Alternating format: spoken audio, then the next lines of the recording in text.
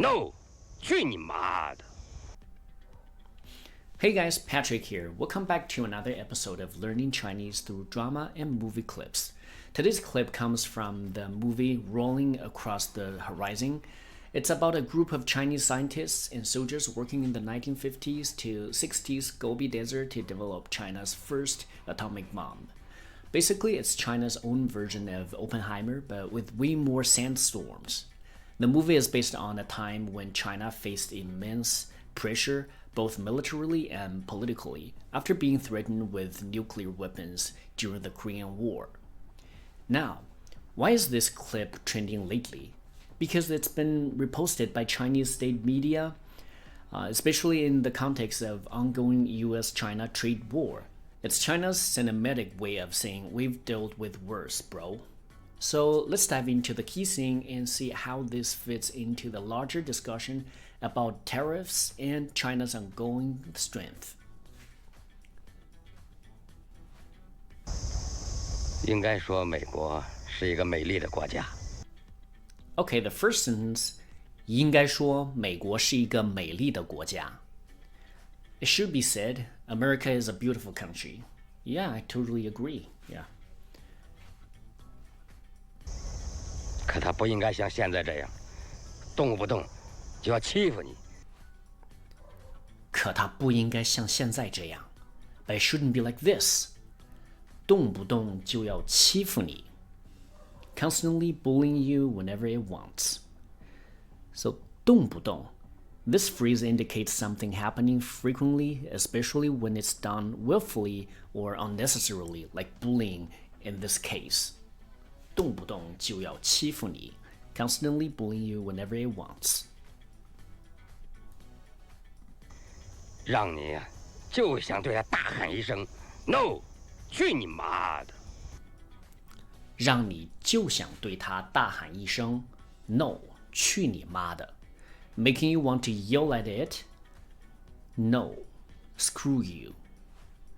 So 去你妈的 it literally means go to your mother's. It actually means screw you or F you. So 去你妈的 is a vulgar expression.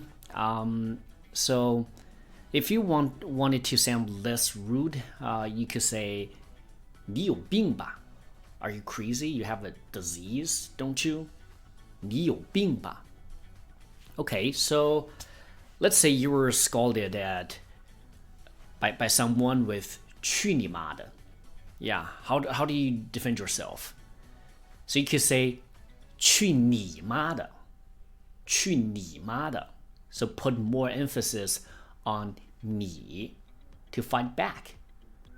Yeah, that's 去你妈的. Let's watch it one more time. 应该说，美国是一个美丽的国家。可他不应该像现在这样，动不动就要欺负你，让你呀，就想对他大喊一声 “No， 去你妈的！”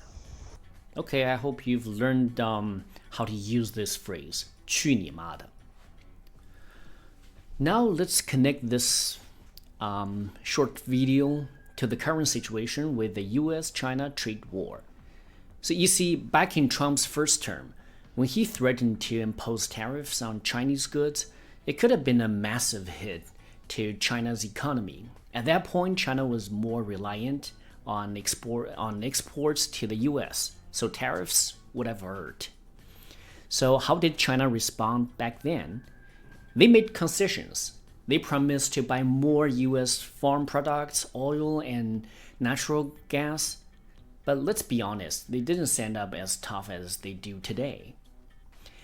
Fast forward to today, China has been preparing for a potential total decoupling from the U.S. since those early trade war years. Instead of just being the weaker partner, China has pivoted its economy. They've reduced reliance on U.S. exports, boosted domestic consumption, and developed their own tech sectors. Even the COVID-19 pandemic didn't derail that plan. So today, China is less vulnerable to U.S. pressure and can afford to act tougher. Take nuclear weapons, for example. Back in 1960s, when China made the decision to build its atomic bomb alone, Soviet leader Khrushchev warned that any country trying to build a bomb without adequate resources might lose its pants. So he said that after the agreement on atomic cooperation between China and Soviet Union was rescinded by Moscow in 1959.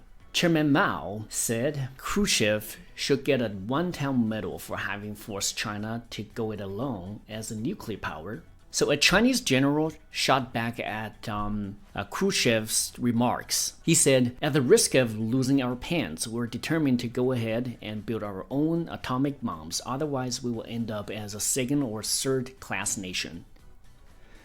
So this statement was harsh but true. Even some Hong Kong intellectuals criticized China's nuclear ambitions, saying, what's the point of nukes if your people can't wear pants? But China's leadership knew stability comes from strength. So when you are strong, you can stand up to bullies. That's exactly what China is doing now. The U.S. acts like a big bully because it's the world's strongest power, but China has learned if you want to stand up to a bully, you'd better bulk up first. And guess what? China has done just that. I hope today's video was insightful for you and hope you understand the language and cultural context. Feel free to use these phrases with your language partners. I'm pretty sure they will actively join the conversations with you. Thank you so much for watching, and I will see you guys next time. Bye bye.